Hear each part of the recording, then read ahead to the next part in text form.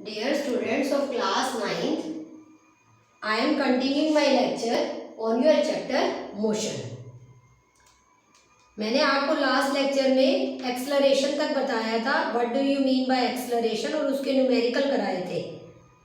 एक क्वेश्चन बीच में मैं आपको बता रही हूँ, यह है आपका एक्सलरेशन से भी पहले का, जिसमें मैंने आपको एवरेज स्पीड और एवरेज वेलोसिटी बताई थी। उसमें मैंने एक भी क्वेश्चन एवरेज वेलोसिटी का एक्चुअली बताया नहीं था, मिस हो गया है, तो वो पहले मैं आपको बता रही हूँ। यह है आपका 8.3 एग्जाम्पल। 8.3 एग्जाम्पल में आपका क्या है कि Usha swims in a 90 metre long pool.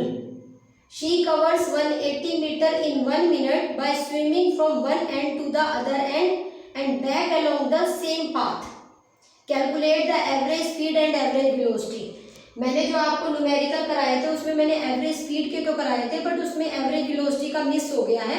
तो ये मैं एक 8.3 एग्जाम्पल बता रही हूँ, उसके बाद मैं आपको कुछ होमवर्क दे रही हूँ जो आपने करके सेंड करना है, ठीक है। तो ये आपका 8.3 एग्जाम्पल है, जिसमें उषा जो है वो स्विमिंग पूल से एक कॉर्नर से दूसरे एक एंड से दूसरे एंड पे जा रही है। 90 मीटर लॉन्ग पूल है, तो 90 मीटर जा रही है और फिर 90 मीटर वो वापस आ रही है, और 180 मीटर कवर करने में वो 1 मिनट कंज्यूम कर रही है, 1 मिनट ले रही है। तो हमें बताना है एवरेज स्पीड क्या होगी और एवरेज वेलोसिटी क्या होगी। देखो, जब वो उषा जो है वो यहाँ से यहाँ जाएगी तो 90 मीटर, यहाँ से यहाँ वापस आएगी तो 90 मीटर, तो टोटल डिस्टेंस क्या हो गया, 90 + 90 180 मीटर, ठीक है।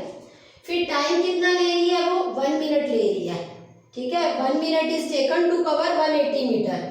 180 मीटर को कवर करने में, मतलब आने और वापस आने में, वापस उसी जगह पे आने में वो 1 मिनट ले रही है, मतलब 60 सेकेंड्स। अब मैंने एवरेज स्पीड को आपका फार्मूला कई बार बताया हुआ है, total distance by total time, तो 180/60, तो ये आ गया आपका 3 मीटर पर सेकेंड, ठीक है। अब एवरेज वेलोसिटी निकालो। एवरेज वेलोसिटी हो गई डिस्प्लेसमेंट पर यूनिट टाइम। अब जहां से शुरू किया था वहीं वो बच्चा वापस आ गया, वो लड़की वहीं वापस आ गई, ठीक है। इस एंड से स्टार्ट किया था, यहाँ गई फिर वापस आई, एरो भी कर दी है मैंने। तो क्योंकि minimum path between the initial and final point is 0, so displacement is 0 and time taken वही 60 सेकेंड ही लेना है, ठीक है। तो हमारा डिस्प्लेसमेंट 0 है, तो हमारी एवरेज वेलोसिटी क्या हो गई, 0 divided by any number is 0। तो ये न्यूमेरिकल बीच का इसलिए बता दिया है ताकि एवरेज वेलोसिटी का भी कोई न्यूमेरिकल आए तो आप उसे अटेम्प्ट कर सको, ठीक है। उसके बाद मैं कुछ ग्राफ्स बता रही हूँ आपको। यह है distance time graph for uniform motion. जब आप कोई भी दे रखे हैं कि भाई आपको ये डिस्टेंस 1 किलोमीटर आपने 30 मिनट में कवर किया, नेक्स्ट किलोमीटर आपने 30 मिनट में कवर किया, तो इस तरह से जो भी आपका होगा, अगर आपका यूनिफॉर्म मोशन होगा, मतलब equal distance in equal interval of time. Uniform motion की डिफाइन बताई थी, when equal distance is covered in equal interval of time then we can say the motion is uniform motion. तो distance time graph और uniform motion में हमेशा straight line obtain होती है, कोई भी फिगर्स दे रखी हो, ठीक है।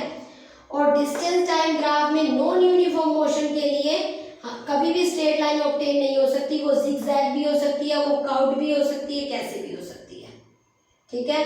Straight line is always obtained in uniform motion. Non uniform motion में आपका जिगजैग भी आ सकता है, कर्व्ड भी आ सकता है, कैसा भी आ सकता है, लेकिन वो स्ट्रेट लाइन ऑब्टेन नहीं होगी।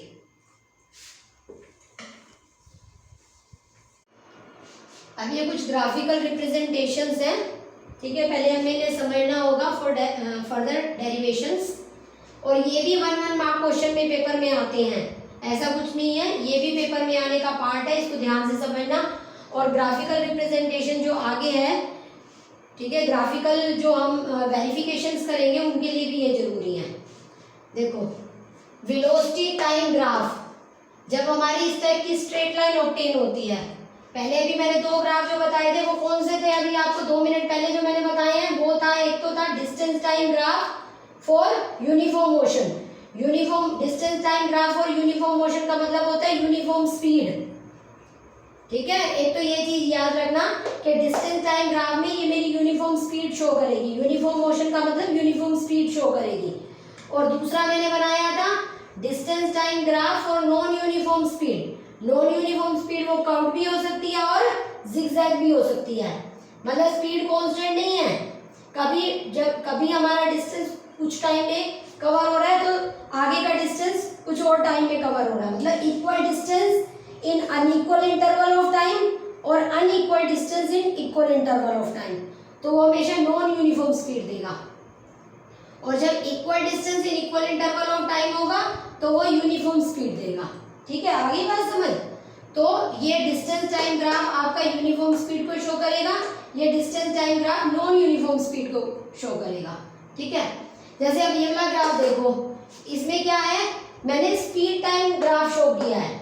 स्पीड टाइम ग्राफ में जब मेरी एक स्ट्रेट लाइन ऑब्टेन होगी, मतलब कांस्टेंट स्पीड शो हो रही है, मतलब मेरी स्पीड चेंज ही नहीं हो रही। डिस्टेंस पर unit time is known as speed. एक तो ये डिफाइंस अच्छे से याद रख लेना कि डिस्टेंस टाइम से स्पीड शो होती है, डिस्टेंस पर unit time is known as speed, और स्पीड पर unit time is known as velocity, sorry acceleration. Speed पर यूनिट टाइम को नहीं बोलते, वैसे वेलोसिटी पर rate of change of velocity को बोलते हैं हम एक्सेलरेशन। बट अगर स्पीड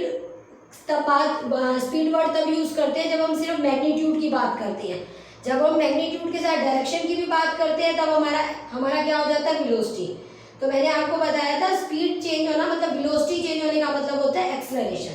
लेकिन अगर आपकी एक स्पीड कांस्टेंट है, आपकी एक गाड़ी जो है वो कांस्टेंट स्पीड पे चली जा रही है, उसमें स्पीड चेंज नहीं हो रही, मींस अगर 24 मीटर पर सेकंड की स्पीड पे जा रही है, 24 किलोमीटर पर आवर की स्पीड पे जा रही है, तो वो स्पीड कांस्टेंट है, तो वो लाइन जो होगी वो हमेशा स्ट्रेट आएगी। Because equal distance is covered in equal interval of time. मेरी स्पीड कांस्टेंट है, इक्वल डिस्टेंस में इक्वल टाइम में कवर कर रहा हूँ, मेरी स्पीड चेंज ही नहीं हो रही है, तो ये मेरा कांस्टेंट स्पीड का ग्राफ है। ठीक है, अब अगर मैं बात करूं डिस्टेंस टाइम ग्राफ में इस टाइप की स्ट्रेट लाइन की, ये तो मेरा स्पीड टाइम हो गया, तो कांस्टेंट स्पीड को शो करेगी ये लाइन। अगर मैं डिस्टेंस टाइम में शो करूं, ये मेरी स्ट्रेट लाइन है, तो मतलब मेरा टाइम तो आगे बढ़ता जाएगा लेकिन मेरी स्पीड, मेरा डिस्टेंस चेंज नहीं होगा। सपोज यहाँ पर मेरा वैल्यू जो है 1 2 3 4, ये 4 किलोमीटर पे आ गई मैं, ये मेरा टाइम है 1 2 3 4 5 6, ये मेरे सेकंड्स में लूँ, आवर्स में लूँ, मेरी मर्जी है। जैसे मैंने किलोमीटर में लिया तो सपोज मैंने आवर्स में ले लिया, तो इसका मतलब ये हुआ कि हमारी पोजीशन ही चेंज नहीं हो रही है। डिस्टेंस पर यूनिट टाइम में अगर मेरा 4 किलोमीटर पे, मैं 4 किलोमीटर पे ही बैठी हुई हूँ, मैं 4 किलोमीटर डिस्टेंस कवर करने के बाद मेरी गाड़ी खराब हो गई, मैं गाड़ी के अंदर रेस्ट पोजीशन में बैठी हुई हूँ, इसका मतलब बॉडी एट रेस्ट है, कोई डिस्टेंस कवर नहीं हो रहा मेरा। तो डिस्टेंस टाइम ग्राफ में ये straight line body at rest show करेगी, स्पीड टाइम ग्राफ में ये लाइन कांस्टेंट स्पीड शो करेगी। ठीक है, और ये डिस्टेंस टाइम के मैंने दोबारा फिर से बता दी जो भी मैंने 2 मिनट पहले बताए हैं। ठीक है, अब अगर मैं वेलोसिटी की बात करूं तो वेलोसिटी टाइम ग्राफ में ये जो मेरी ये जो स्ट्रेट लाइन है ये मेरी यूनिफॉर्म वेलोसिटी को शो करेगी।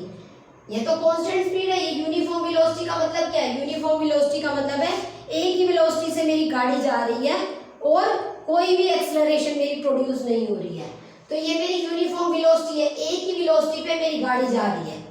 समझ आ गई मेरी बात, क्लियर है। जैसे ये मेरी कांस्टेंट स्पीड है, ऐसे ही मेरी कांस्टेंट वेलोसिटी है, मतलब ये है कि जो वेलोसिटी है it is uniform, it is uniform. जैसे अब मैं ये वेलोसिटी टाइम ग्राफ में ये वाला ये आपका होगा, एक और बना, ये रहा, ये तो डिस्टेंस टाइम ग्राफ का हो गया।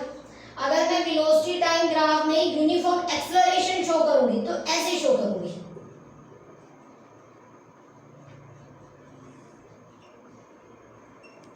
अगर वेलोसिटी टाइम ग्राफ में मैं यूनिफॉर्म वेलोसिटी शो कर रही हूं तो ये मेरी यूनिफॉर्म वेलोसिटी है और ये मेरी यूनिफॉर्म एक्सेलरेशन है। क्यों? क्योंकि इसमें मेरी वेलोसिटी चेंज नहीं हो रही है, लेकिन इसमें अगर मेरी वेलोसिटी चेंज होगी तो टाइम के साथ मेरी वेलोसिटी बढ़ती चली जाएगी, तो मेरे को स्ट्रेट लाइन ऑब्टेन होगी इस टाइप की। तो इसका मतलब ये हुआ कि मेरी वेलोसिटी तो बढ़ रही है लेकिन एक यूनिफॉर्म रेट पे बढ़ रही है। एक यूनिफॉर्म रेट पे बढ़ने का मतलब है कि एक पर्टिकुलर उसमें बढ़ रही है। जैसे सपोज मैंने फर्स्ट आवर में 1 किलोमीटर कवर किया, सेकेंड आवर में मैंने 1.5 किलोमीटर कवर किया, थर्ड आवर में मैंने 2 किलोमीटर कवर किया, तो 0.5 मतलब वेलोसिटी तो इंक्रीज हो रही है लेकिन एट यूनिफॉर्म रेट हो रही है। तो वेलोसिटी टाइम ग्राफ मेरे यूनिफॉर्म एक्सेलरेशन को प्रोड्यूस करेगा, क्योंकि वेलोसिटी चेंज होने का मतलब होता है टू प्रोड्यूस एक्सेलरेशन। तो अब ये आपका जो है कोई वेलोसिटी टाइम ग्राफ जो है आपका यूनिफॉर्म एक्सेलरेशन को शो कर रहा है, मतलब वेलोसिटी इंक्रीज हो रही है but at a uniform rate हो रही है। और अगर सपोज वेलोसिटी डिक्रीज हो रही है और वो यूनिफॉर्म रेट पे डिक्रीज हो रही है वेलोसिटी, तो वो यूनिफॉर्म रिटार्डेशन को शो करेगा, मतलब एक्सेलरेशन जो होगी वो नेगेटिव में प्रोड्यूस होगी, क्योंकि वेलोसिटी बजाय इंक्रीज करने के वेलोसिटी मेरी डिक्रीज कर रही है, तो वो यूनिफॉर्म रिटार्डेशन को शो करेगा।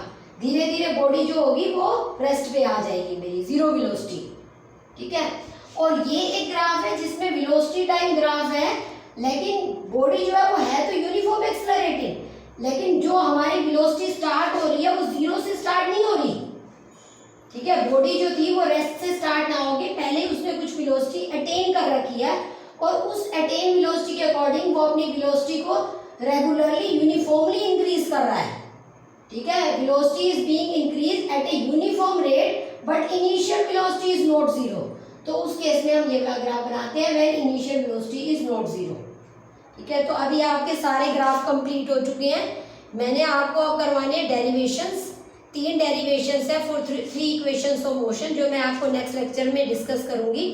बट इससे पहले ये आपका ग्राफ का अच्छे से प्रिपेयर करना बहुत जरूरी है, क्योंकि इसमें से ये वाला ग्राफ आपका उसमें यूज होना है और बाकी जितने भी ग्राफ्स हैं वो आपके 1 मार्क क्वेश्चंस के हिसाब से आ सकते हैं एग्जाम में। Okay, thank you.